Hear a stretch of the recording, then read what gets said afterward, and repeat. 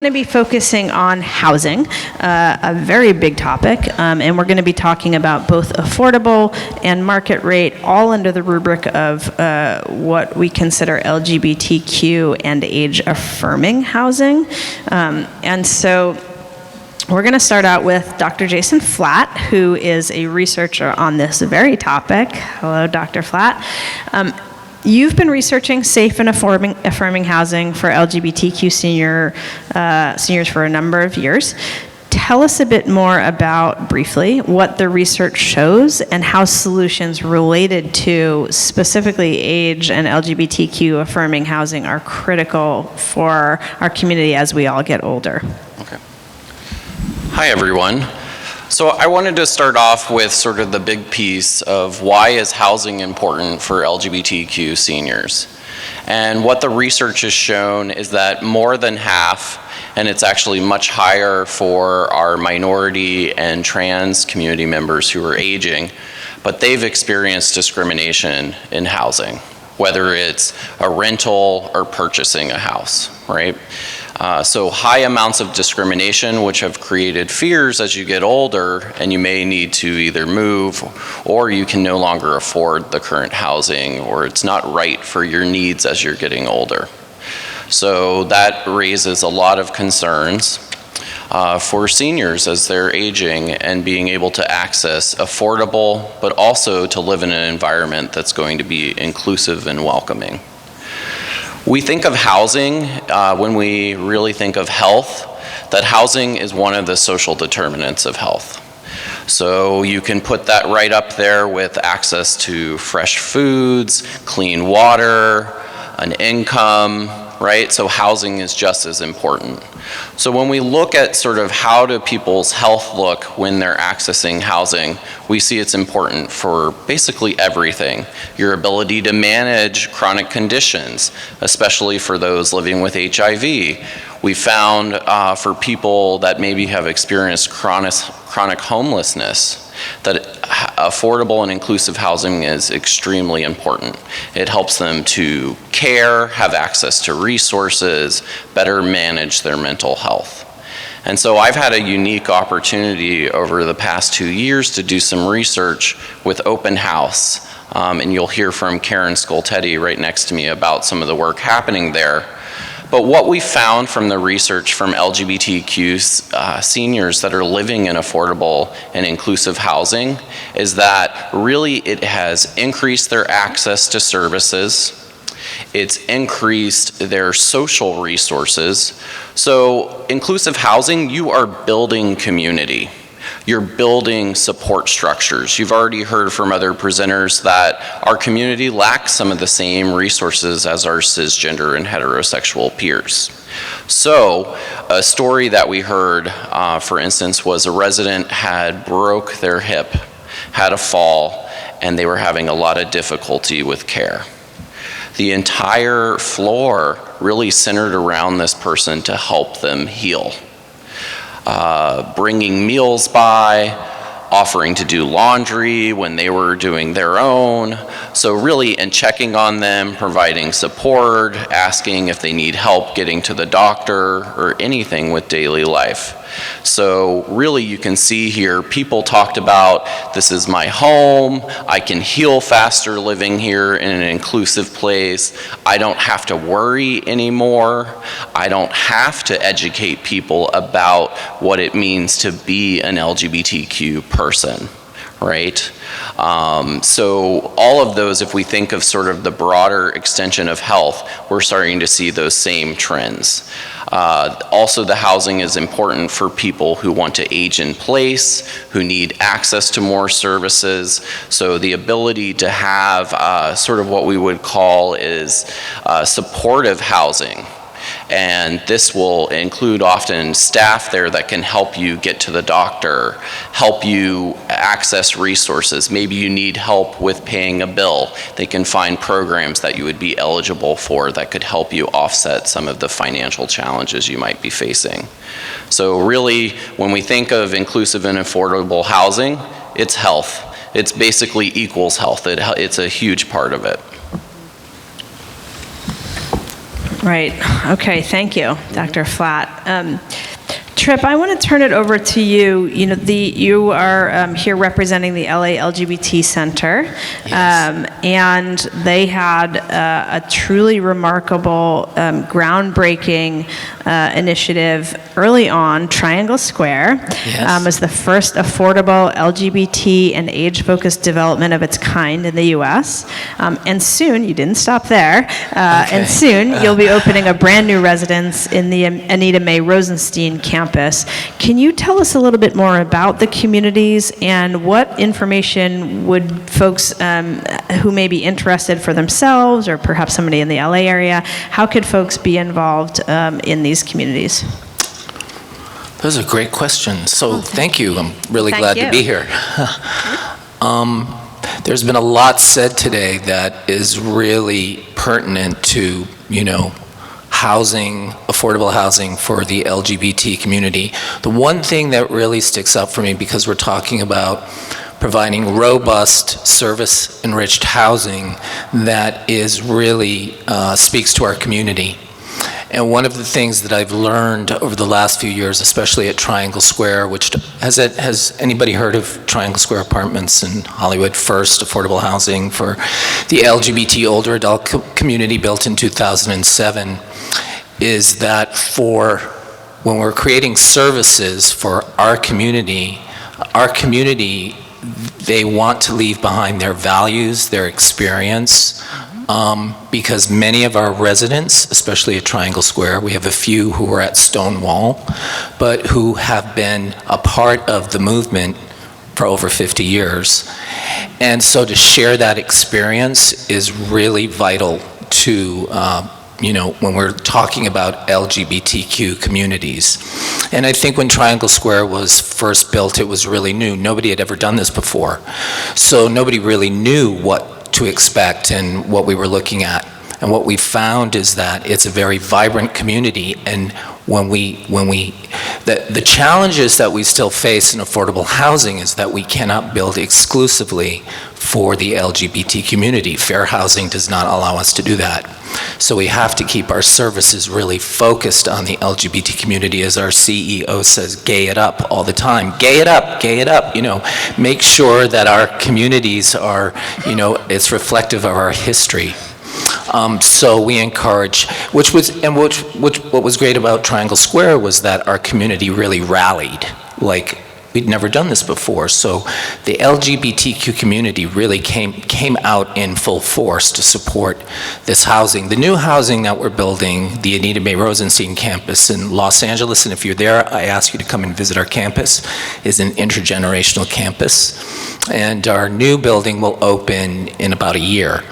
And so in regards to that, I may be getting a little off topic here, but affordable housing, in my opinion, is one of the biggest issues we face, especially for the LGBT aging community. That is LGBT friendly and welcoming. And so what my lens is right now, I'm looking through the lens of leasing up this new building, is that the goal is to fill that wait list with as many LGBT applicants as possible, because we can't discriminate.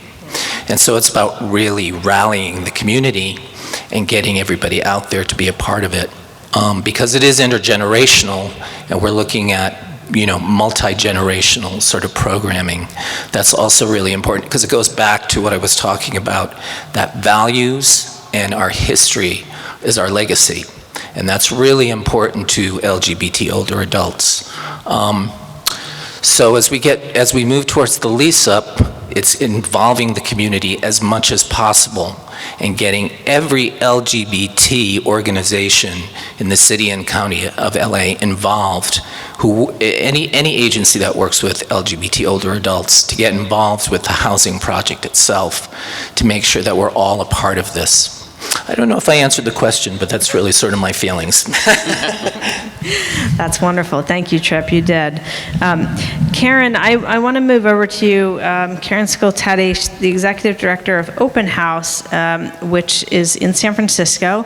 You have some really laudable goals, and I'm going to name them here and then I'll ask you to tell us a little bit more about them. The goals are that you will find you are working toward folks to be able to live in safe and stable housing that is affordable to them, that folks be welcomed and treated appropriately by housing, social service, healthcare providers throughout each stage of their life and across the entire continuum of care, and that folks are engaged with and supported by communities of their choice. And with that, you have also open housing in San Francisco, LGBT and age affirming. Can you tell us more about those buildings, how they relate to the goals that you have? And as I asked Tripp, for folks who may be interested themselves or community members in San Francisco, how can folks get involved? Great. Well, thank you so much for having me. I literally flew in about an hour ago, so it worked out. Way to go, United. You surprised me. Sorry if there's any United fans in the crowd.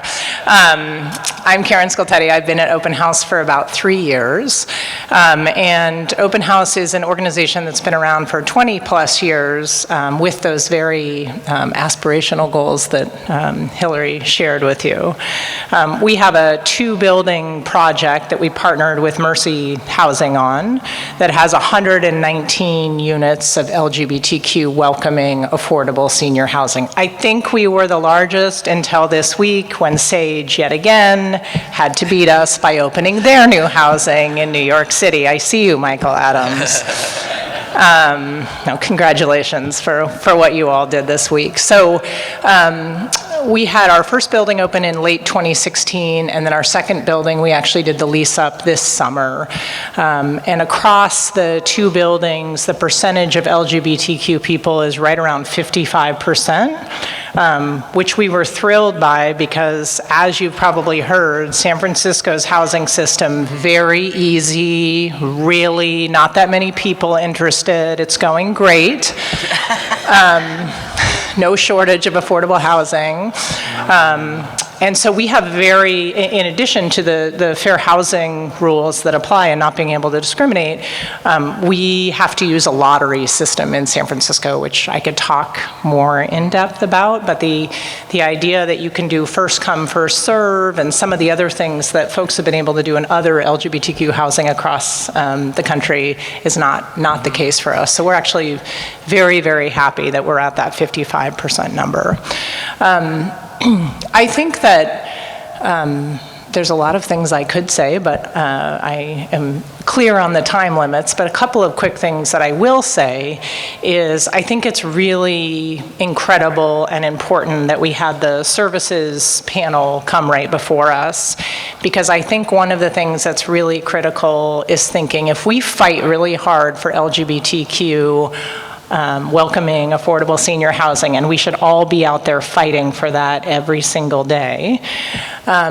We don't want to then find that people can't age in place in those communities and in those units. And what we're finding from the data in San Francisco is that LGBTQ seniors are underutilizing available aging services in San Francisco, right, where everything is, just gate up to who knows what level. And so what that tells us is the traditional or the mainstream aging services that exist aren't working for us. And that's not a shock, probably, for people sitting here.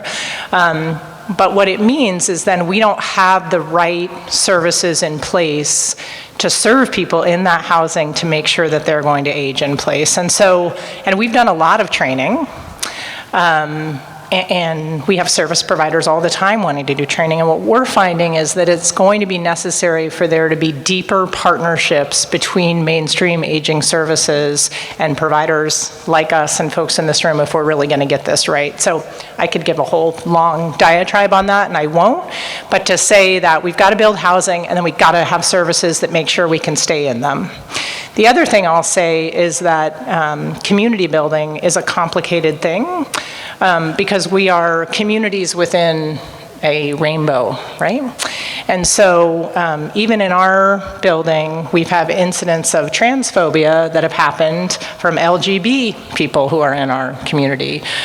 We have bi-invisibility that happens with people who are living in our building. And so building community is a really complicated thing, and I think the important part is, do you have the right providers there in the building and the right representation of the residents themselves to try and figure out what's it going to take for us to really feel connected in community. And so we're working really hard on that. I can share and go on more, but I'm mindful of time. You are absolutely welcome to come visit anytime that you're in San Francisco. We would love to have you. I'm happy to show you around. We have 1,800 people on the wait list for 40 units in our first building. We have 1,300 people on our wait list for 79 units of our second building. So there's no openings at this minute. But that said, we're happy to have you come look, and we've really committed to providing really robust housing assistance to the larger LGBTQ community in San Francisco, because what I've said is, of course, we're celebrating every single queer senior who got one of those units, and our heart and commitment are to the 3,000 plus sitting on a wait list still trying to figure out, where do I go next? So with that, I'll shut up. Thanks, Hillary. Thank you, Karen. Wow, that wait list is staggering and a real evidence of what we're facing here. Lauren, let's take a more local look. You, for years, have been working passionately on a really exciting development right here in Palm Springs called Living Out. Can you tell us a little bit more about it, how the idea took shape, and what's to come in the next few years? And similarly to the other panelists, what folks can do who are interested in living there? Sure. So let me first give you my background. I'm a businessman, as my husband calls me, business guy. And I've been a commercial real estate lawyer and a real estate developer for the past 35, 40 years. Built primarily hotels, casinos, and other commercial projects. So I have that background in bricks and mortar. I've also served on the board of the Los Angeles LGBT Center since 1993. I served as its co-chair for 9 years. I've been side by side with Lori Jean, the CEO, so I've learned how to gay it up, as she says. And I've been aware of this issue that was going to be facing our community since before I went on the center board. I just knew that the demographics were going to be such that we were going to age, and notwithstanding AIDS and HIV, that there were going to be a lot of people who were going to be looking for how they were going to live as they got older in comfortable environments. So I've talked about it for a long, long time, and frankly, my partner and I, he's a straight guy, we've been partners for 42 years. We sold our last casino. We announced the sale 2 years ago, and he said to me, come on, you've been talking about this for 30 years, let's go do it. And we struggled, frankly, for what we were going to build. I wanted to build, frankly, a CCRC type of community because I knew that those needs were there. But I function in a for-profit world, and the finance opportunities were very, very limited, if existing at all, to lend me money to build a facility for an operation that I didn't know how to do. But the money was there to build a retirement community that was an independent living community. All the banks loved the idea, they understood the idea, but they knew that I knew how to build essentially a casino hotel. And what I'm building is a retirement community that is essentially a hotel where people will own their own units, but all of the services that would be available to someone in a resort kind of environment will be available at Living Out. So that's why I started with that, and I hope that over time, if this is successful, and I'm hoping initially it seems very successful, that I will get the expertise and the credibility to build other for-profit kind of environments for LGBT people around the country, because there's a real lack of them. And the same issues that face LGBTQ people in affordable housing or lack of affordable housing are the same for those people who can't qualify for affordable housing. There really are no options to live in a comfortable retirement community. People will say to me, well, why would you do this in Palm Springs as it's a comfortable retirement community? But social isolation happens as you get older, whether you're living in a comfortable environment or not. And so what I'm trying to do is create a community. I come out of this background from the center, and I was also on the board of the National Gay and Lesbian Task Force, of our community helping our own. And so while I appreciate that lots of other kind of mainstream organizations are trying to understand how to help our community when they live in mainstream communities, I want to provide an option for our people to live with each other. And in an environment where we don't have to teach cultural competence to the residents because, they get it.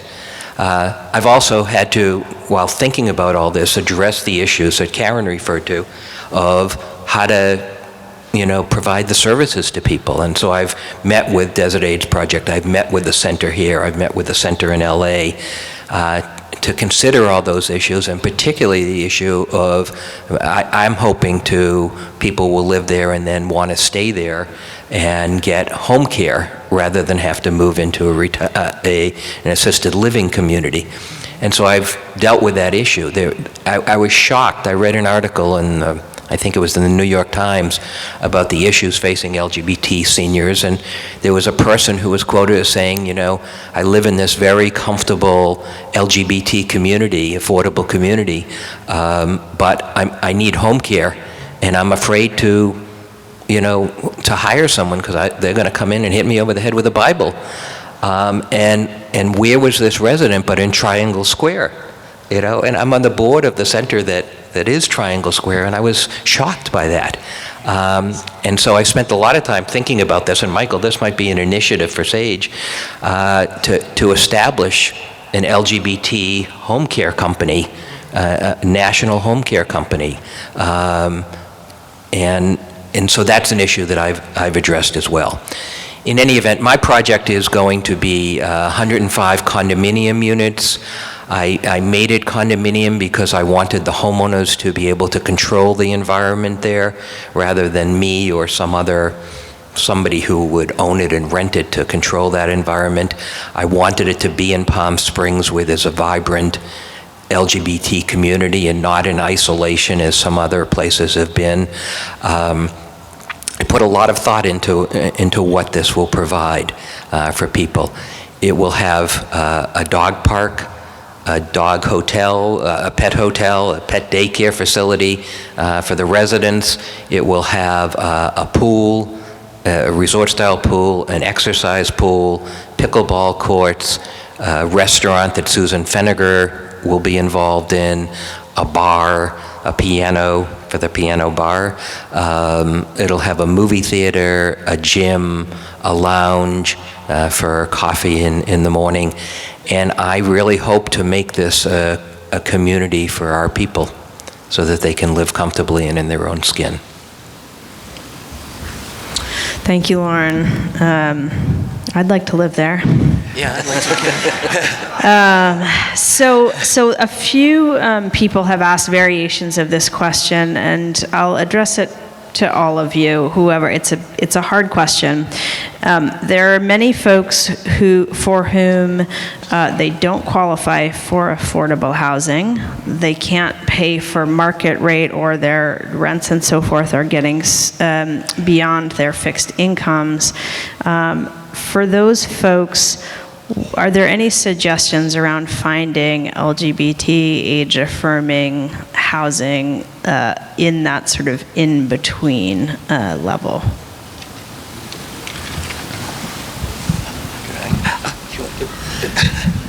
I was just going to say that in my experience, there were very few options. So I keep urging people to do what I'm doing. It doesn't have to be a luxury community. In fact, I'm looking at other communities around the United States, and the projects that I would build there would not necessarily be a resort community that Palm Springs lends itself to. And people have said to me, are you afraid that somebody else will take your idea? And I said, well, let them take it. I'd be thrilled, because there's so much need. But I'm not aware of very many options for people that are kind of in the middle level. That is the million-dollar question. And, I've been doing affordable housing for a number of years, and it's a great formula. But one of the things that I always try to tell people, it takes a long time to build housing. You still have to cobble together all the different finances to build this. So all I'm saying is innovation is really welcome at this point. And I know that in Los Angeles, we're starting to see some innovation around creating more affordable middle-income housing. Moderate income housing is really the key. And it sort of goes back to even at Triangle Square, that $1 increase in your income can change everything. It can change your rent amount. It can change if you're eligible for services and things like that. So we've looked at roommate matching. That's one of the things that people have gotten creative with. In Los Angeles right now, they're looking at accessory dwelling units as being another possible way to provide affordable housing. But again, this is not LGBT specific, right? So I'm just throwing this out there that if anybody has any innovative ideas on how to make this happen, it's really welcome at this point, because it really is a huge problem. I was hoping Tripp would solve it before I had to weigh in. I'm trying. Big disappointment there. Yeah, no. Yeah, part of it is let's start talking about income inequality in our country and getting at it, because it's setting us up to be left out and screwed over. So think about who you're voting for, all that kind of stuff, blah, blah, blah. I'm not supposed to say anything like that. I won't. San Francisco is trying a below market rate model where when folks build new market rate housing, they're required to build, to have 15% of their units at least be below market rate. And so they have to have units that they hold a lower rent for. It's doing something. It's way less than I think what we need. Again, newsflash, there's a housing shortage in San Francisco and across the country. So it's not scratching the surface of what the need looks like, but I think the model isn't terrible. That's a ringing endorsement. I think it's a decent model. And I think, I'd be curious to hear Michael and Lisa talk about this from a policy level too. I think it's worth looking at from a state sort of perspective on that, right? Because housing isn't just about San Francisco, it's about what's happening across the state, and it's not just about states across the country. So I think that that's an interesting model to explore. There are some folks coming together to build sort of communal living. I don't think I'm supposed to call it that, shared living type environments. There's a really cool one being built in North Carolina that I'm blanking on the name of. But yeah, I think innovative ideas are welcome and needed generally for what are we doing about escalating rents, and essentially just say, we don't care about what happens to you once you fall below a certain level of income, and that's a structural problem. Sorry, it's very uplifting. I just want to add one thing. Put me back on the plane, yeah. On a policy level, it would be great to see the LGBT older adult community as a protected class under fair housing. It's not going to happen at the federal level. There's no way Donald Trump and Ben Carson would do that right now, but at the state level it may be. So, yeah, you got to talk about that. Yeah. Michael has a solution. He's got it solved. So just ask him any more questions about that. Right. It's not a terrible idea. That is where we are in the state of middle income housing. Okay, I think we have time for two more questions. Lorna, this is specifically for you, and I'm now empathetic to all of the times that I've used acronyms that other people don't know what they mean. I'm going to read the acronyms because I don't know what some of these mean. Will your development be in Palm Springs, RMCC, and will it be on leasing land from the, I think it's Canilla tribe, or not? I don't know what an Thank you. RNCC is, Rancho Mirage. and I don't know what that means. Rancho Mirage. Oh, will it be in it's in Palm Springs, on Tuckwitz, and at the corner of Tuckwitz and Hermosa. And it will be fee ownership. The land is fee ownership. Thank you. And then the last question we have here is, there are a number of Friendship Village continuing care communities across the country. Friendship Village was, Michael mentioned at the beginning, the subject of a lawsuit for denying a lesbian couple a residence. The question is, are they all hostile to the LGBTQ community, or is it just the one in Missouri? It's a good question. I don't know, but here's what I can tell you that I do know. You've heard a lot about SAGE offering training. We Open House does as well, and Karen, I'm going to ask you to comment a little bit about your training in the metro area up there. SAGE's training comes with, for groups who take our training, they come with a credential, meaning that every year they have to have their staff retrained, and every year they earn a credential, which says that they can put a sign on their door that says, we've been credentialed, we've trained this amount of our staff. It allows us as an objective, measurable way to say, at least the staff have been trained here. None of the Friendship Villages are Sage Care credentialed, so I can tell you that.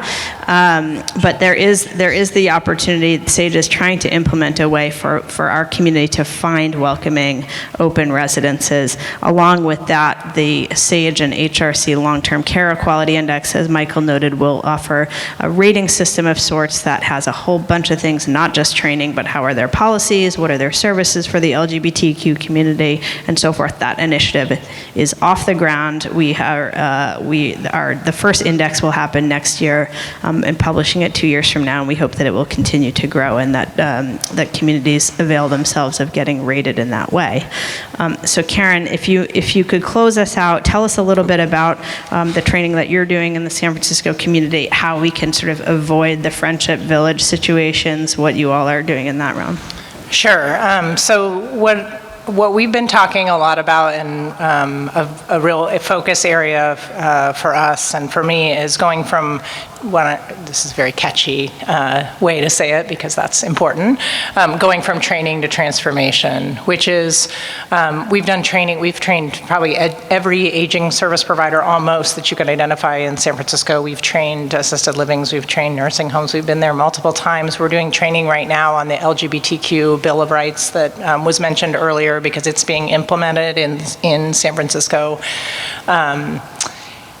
But two things that I think are really important. One is this piece about collecting sexual orientation and gender identity data, SOGI data, which is now kind of required, suggested across the state, but hasn't been implemented, is really important because it lets you ask the question, are LGBTQ people being served equally in this facility or this model of care?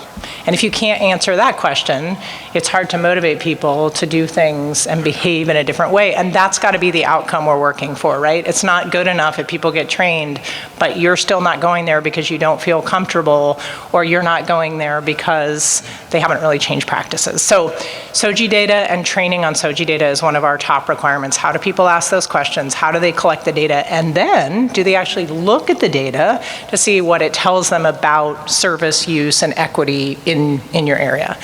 The second part is we're really developing what we're calling an organizational readiness assessment, and inviting partners who we've now partnered with to say, you really want to change the way you do your care for LGBTQ people. That's awesome. To do that, we've got to partner with us in a really deep way, and so we're doing that with an adult day healthcare program in San Francisco. Francisco, as well as Unlock, which is an organization that developed the PACE model, where we're developing an all-new program at Open House.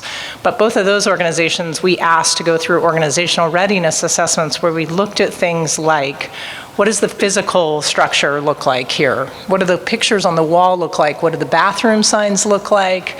What do your HR forms look like? Do you have support for LGBTQ staff? It's not dissimilar to the index that we're being talked about, so that we can start to say, here's some structural things that are going to have to shift about the way that you're doing business to make a difference. And that's really a direction I see us going, is really taking on organizations who truly want to partner in a deep way, so that we can really find out what do we need to change about the models of care. And this is, do I have one more minute? I think one of the most interesting things that we're finding is a lot of the problems, I think, are more subtle than just straight up transphobia and homophobia. That's a big problem, straight up, we can see it coming. But I think that the culture we've created in aging services and housing is in very much direct conflict with many of the cultural values that we hold as an LGBTQ community. Aging services and housing tend to be, and I say this with love in my heart for everyone who's out there in mainstream aging services, because that's my background and where I came from, I think it's extremely paternalistic and top-down, and I think we assume that as providers, we kind of know better about the model of care. And guess what? Amazing activists, which I bet almost everybody in this room are, do not like people saying to them, we know better than you, we'll tell you what you need. What we like to say to that, I gotta get a swear word in every time, is fuck you, we're not participating in that system of care. And so that paternalistic sort of top-down piece and the lack of ability to give feedback, ideas, what you liked, didn't like, some of those things I actually think may be creating greater barriers than some of the obvious, people are straight up homophobic and transphobic. One of the things we did as part of our readiness with Unlock, and I value them so much as a partner, because this is a very brave thing to say you'll do, is we sent secret shoppers, essentially, who were open house LGBTQ community members who pretended they were going to sign up for services but knew they weren't. And they came back and told us about what they found. And some of the things that they told us that I wouldn't have seen, for example, they said, I don't like that I saw there's an anonymous line you call in if you have a grievance. I said, well, what don't you like about that? You don't have to say who you are. They said, the last thing I'm going to do is call some bureaucratic hotline and leave a complaint. If I have a complaint, I want a person to come out, look me in the eyes, and not tell me, oh, this has never happened before, because we know they're lying if they say that, and instead say, oh my gosh, I'm so glad you told us about this. When it happens here, here's what we do. And what a shift, right? I mean, this was like a really profound example for me where I said, the whole way we've set up communicating and that we're treating people in senior services is really, really in conflict with a lot of the values we hold dear.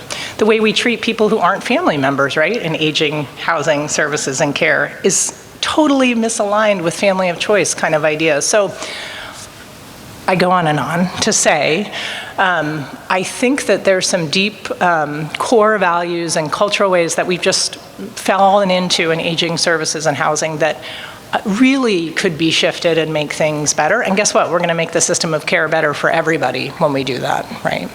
But we have a lot to teach and offer. And now I will stop. That was more uplifting, right, than the okay. It's not terrible. It's not right. It's not terrible. Okay. Thank you very much to our panelists. Wonderful. And thank you for those of you who traveled early this morning. I'm going to bring up our last panels and you will all be quite familiar with at least one of the faces again who will be on the stage. Councilmember Lisa Middleton and Michael Adams, the Sage CEO, who will be talking about the state of the law